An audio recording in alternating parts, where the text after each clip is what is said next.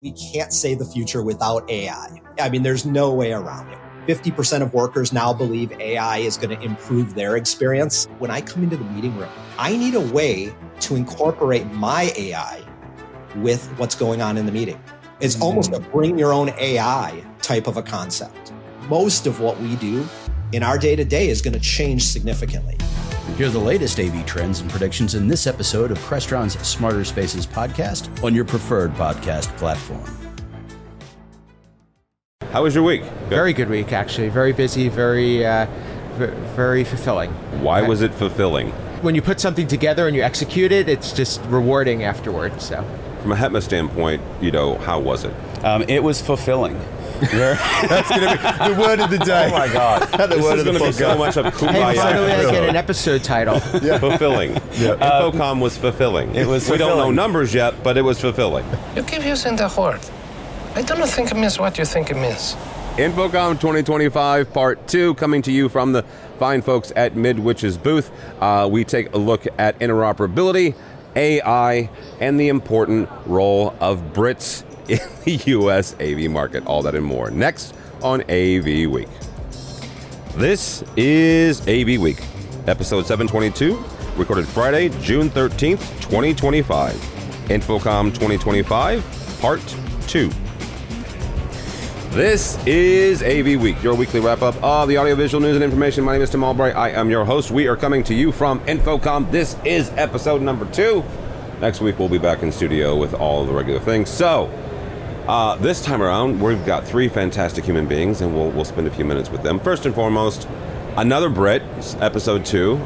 They let 2 Brits in the country this week. Neil Fluester's the second one. How are you, brother? I'm very good, Tim, and I'm an Apple Mac convert. I am an Apple Mac thanks to you. We'll talk. This is my takeaway from the show. We'll talk about that in a second. Right to the punchline. Right to the punchline. That gentleman right there, the other voice, is my buddy, Mr. Josiah, Dr. Josiah Way. Hey, Tim, thank you for having me. Thank you, sir. And last but not least, host of our State of Control podcast, Mr. Steve Greenblatt from Control Concepts. How are you, sir? I'm doing great. Great to be back. How was your week? Good week. Good. Very good week, actually. Very busy, very fulfilling. So Why was it fulfilling? Well, because that's weird to say on a tech show.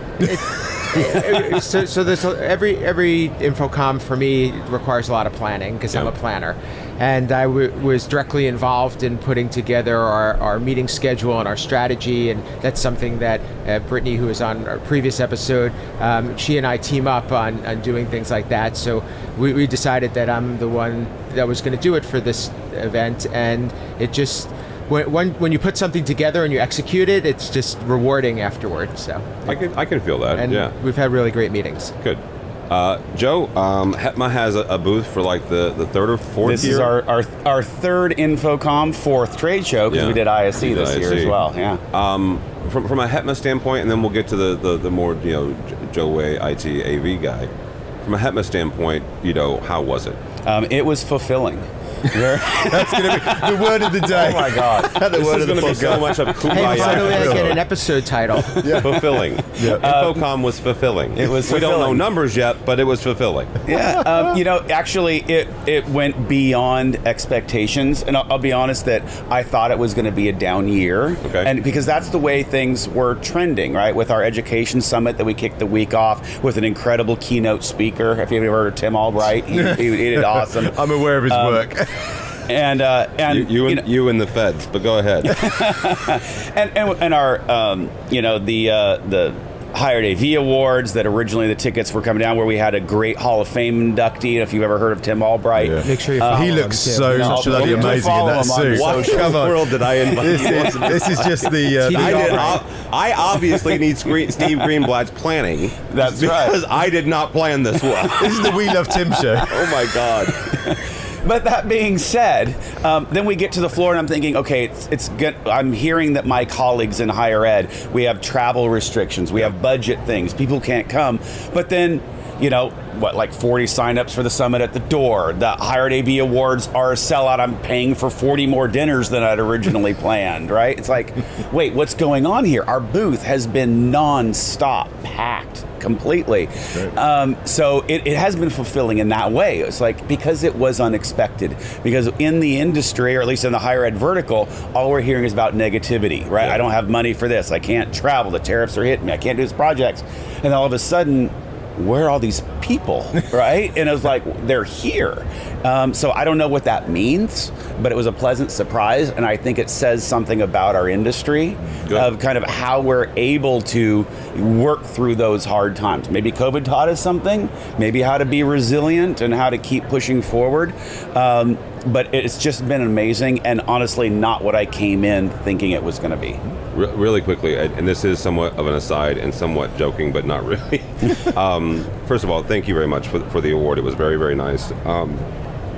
But something Joe said the night of the award ceremony was that he would get a tattoo if they got 7,230 scans. And hang on. And then I mentioned on stage with a mic in my hand, and no, I haven't been drinking 2.5 years, but I said, if Joe gets a tattoo, I will too. So how close are we to getting that? We're not going to hit it. Okay. All right. Okay, that's all I wanted to know. We had 3,400 scans last year, so I thought it would take there, but we are trending to be the same number of scans this year. Okay. So, which, again, I didn't think it was going to be. Yeah. But no, I think that we will still both be tattoo-less. Well, Tattoo in 2026. Let's make this happen. If you're listening or watching this, let's make it happen. The HETMA H. So he was going to get the HETMA H. I was going to get AVWeek's logo. Wow. Love it. Which I do not have. That's commitment. All right, Neil, how was your week before I start getting any more trouble? It was bonkers, really, because normally I'm here on just one booth, representing one partner, one customer, one vendor. And for me, as an independent, potentially, if that is going to work, I've been running around ragged between multiple vendors. Welcome to the circus. Yes, exactly. But it's great being able to see. I'm a bit of a magpie. I love tech, love geeking out on stuff. So being able to represent different and cherry pick the good stuff and getting out to see more stuff has been really, really good. And it's been nice. I'm so glad to have been able to make it out here, because InfoComm is an amazing show. And there's not many Brits, as you say, if that's here. There's a few of us that get out here, but ISE is normally our big show. 100%. So again, InfoComm is just such an amazing environment. And again, it's the people. Again, it's just hanging out with, again, everyone here is just so great. All right, Steve. Steve has a long history in the industry in general. What would you say is an overarching trend? And I'm going to ask you two the exact same question. The overarching trend from this year. Obviously, our perspective on it is a little bit different because we come to it from a software side and a control side, and we meet with a lot of the manufacturers to talk to them about working together and working to having their products be more compatible with others, and I think that is growing. So we've had this flip-flop, and it's continued here, which is one of the things that I was hoping for and predicted going in, that the closed systems have become a lot more open, and now they're becoming even more open to the point where that competitiveness, I've brought that up in some of the conversations, and they said, yeah, you know what, just we want to work together. It's more important for us, for our products, to work with others than it is to protect our products from the competition. And I think that's really big, and it's so refreshing that we're going back to integrating products that are different and are really meeting clients' needs. And this is driven, in my opinion, from technology managers, because they're saying we don't want to be locked into any particular product line or any particular brand, because that's not good business for us. Yeah. And we have to protect ourselves. So that's what I think is really the overarching trend that we found. All right. Joe, same question? Yeah, I want to echo that completely. And I'll say one of the things, the trend that I saw was the lack of what I expected. And I thought we were going to have the word AI shoved down our throat. Yes. And that everyone would have it, and that was it. And it's not, right? It's here. It's here, but not in the way I thought it would be, because we've been seeing it as in like it's the marketing buzz, right?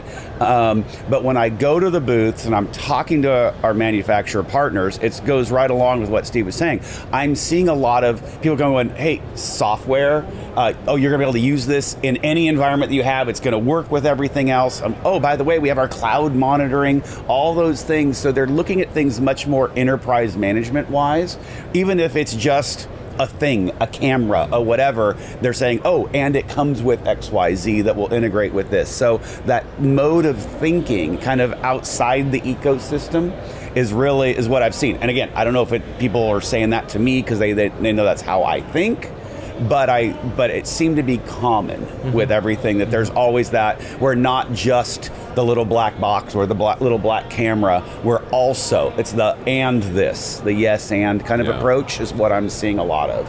How, as an AV and an IT manager, user, how important is that I'm going to say interoperability. It's not probably one-to-one, but that openness, the ability to connect to other things. 100% important, and I think that we finally kind of turned turned the page, whatever the right words are, from that. Oh, I want everything closed and never, thou shalt not go on my network, etc., and all of that. And we're recognizing the need for enterprise management, being able to, not rely on, kind of sneaker net to get to rooms. And I think though that has to do with the change that happened over the last 5 years, that tech managers, and I'll just speak from higher ed, are moving away from being under the libraries or under the provost's office to in IT. Yep. And that IT mentality is going. Why? Because our CIOs think that way.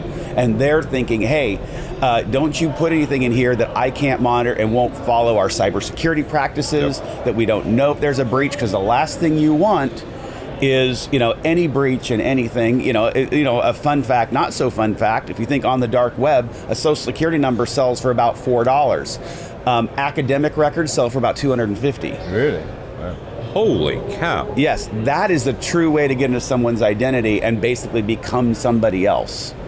And that's why you see this cybersecurity, even the UC system. We had our President Drake from the UC system gave a mandate to all of our schools that by, let's say, or this month or next month, that we had to have certain protocols that we had to follow. Everything has to go through TPRM, third party terms of management, whatever it stands for. There I go. There's a Bradford Ben rule that you have to say that, right? I appreciate it. I'll get a call. And but we have to go through that before it can touch our network, right? And therefore, I need those tools. One, for me, obviously, because it helps me support, but it's not going to pass TPRM and with my cybersecurity team unless they can know that it can be managed. That's awesome. Right. Also a little bit scary and daunting, but that's still awesome. Absolutely. Neil, what was some trends for you this week? I can echo both these guys' points. The AI thing is interesting. Again, it was such a buzzword at ISE and InfoComm, and I don't know if it's table stakes now or it's kind of expected that it should be in the products, but that certainly has not been a big thing this week. It's interesting to hear about the security stuff and the openness. So is it Open AV? Is this open standard that I heard a few people announcing at the show?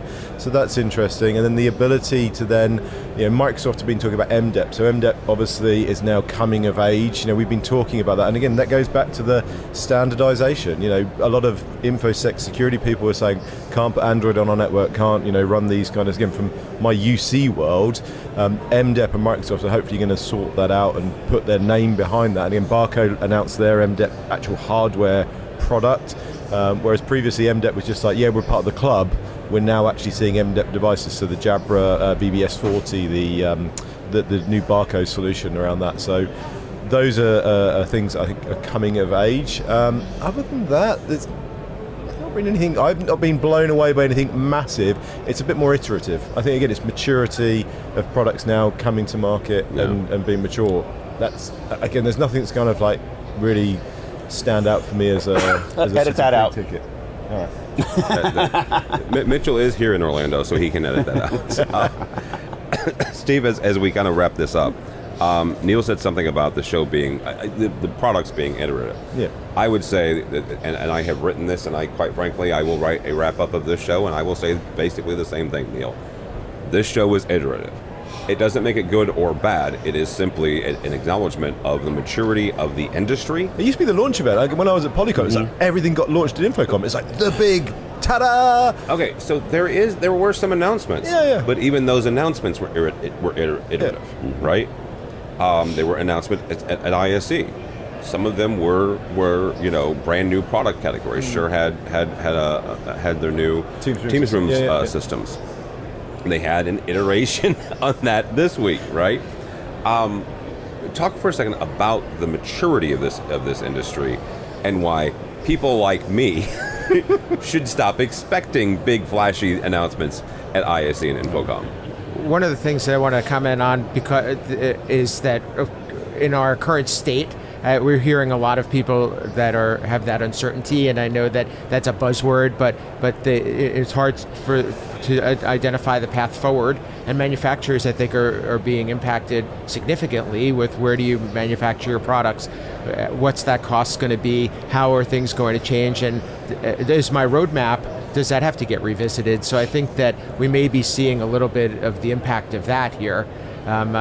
We had some of those conversations, but this every show has its own flavor, and I've been to quite a number of. I think this is 29 for me for InfoComm. So I think we all are trying to move forward together, and I think that the fact that it is different and we're seeing the industry listen a little bit more and collaborate a little bit more, I think is really important. So iterative is a great word if you think of it from that perspective, because we're not going and saying this is the way it should be and pushing that. Instead, we're saying what is it that we need and how can we work together to solve that. So that's really what I see. And I want to make one other comment about the monitoring. I definitely see that's a big point of conversation, and I think that's something that it has a little bit of not a clear path forward as well, but is very important.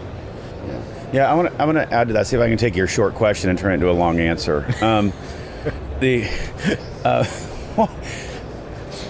You said something there. Why is it iterative, and why are we not seeing these big, product releases at ISE and InfoComm anymore? And a lot of it has to do, I think, with that move to software, with a move to the device I/O now isn't necessarily how many HDMI ports and how many of this and how many of that. It's all network, right? So it's firmware, it's software running on another box. So the change can be iterative, not just at 2 shows, but throughout the year. And that's what we're expecting, right? Yeah. The X thing now works with Teams, and then 2 weeks later, now it is also Zoom certified. The box didn't change. The firmware they put on it changed, and that's why we don't have to see the new thing with, now this show, we added 2 more HDMI ports or whatever, right? So I think it's because of that, and it's the change in the way our technology is why we can see it more iterative and not relying on 2 shows for that to be the release. But maybe, again, we've got, from the hardware point of view, again, I've always been a hardware guy, maybe the hardware is now more of a platform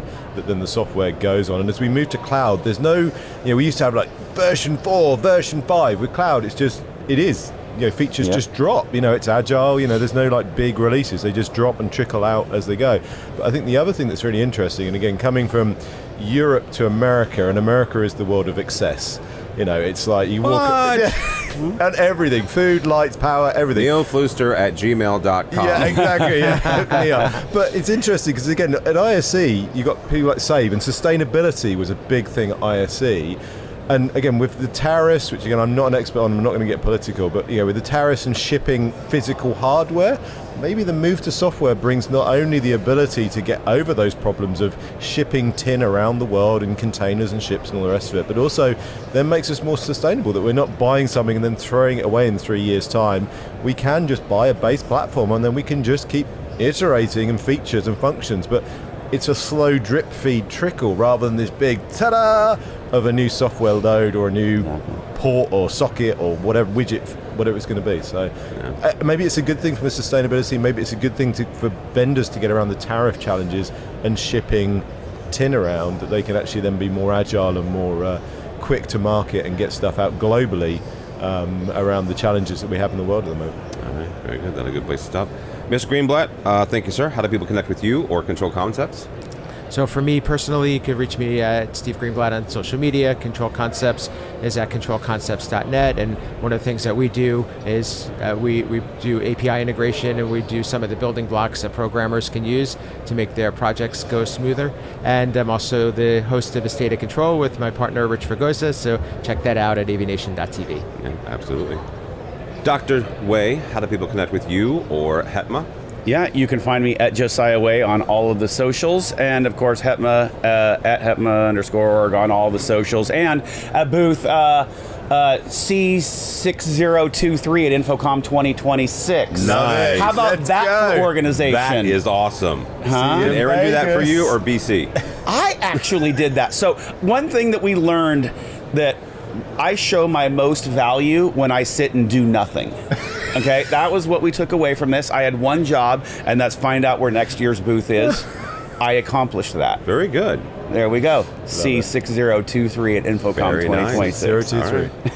Mr. Fluester, how do people connect with you? I make a nuisance of myself generally on LinkedIn most of the time, so please hook up with me there. One day I'll come up with a company name and come up with a price list, but at the moment I'm an independent, available for hire, weddings, bar mitzvahs and funerals. Hook me up, sign me up, and find me on LinkedIn. I'd love to talk. Thank you all. For me, for Tim Albright, don't follow me anywhere. If you want to read something that He's I amazing. write that have nothing to do with AV, The award-winning Tim Albright. and oh my God, you Hall can't of Famer. connect with me. Two-time Hall of Famer, actually. Two-time, that is accurate, actually. You can connect with me on LinkedIn. And just a general good guy. Oh my God. Go by the website, avnation.tv. That's avnation.tv. I don't even know what day it is, y'all, so go by the website. You can find everything that we've done this week at InfoComm at avnation.tv/IC25. You will be seeing a post about the wonderfully nice folks at HETMA and the fantastic award that they blessed me with. You'll be seeing that coming down the pipeline on LinkedIn. But yeah, go by the website, avnation.tv. It's avnation.tv. Thanks so much for listening. Thank you so much for watching. That's all the time we have for AV Week. The network for the AV industry. What are you listening to? This This is AV. This is AV Nation. This is AV Nation. Hey listeners, it's your AV sneakerhead, Jennifer Weaver. Listen to AV Career Masterminds, where I chat all things job-related in the audio-visual industry. You can find AV Career Masterminds where you subscribe to podcasts.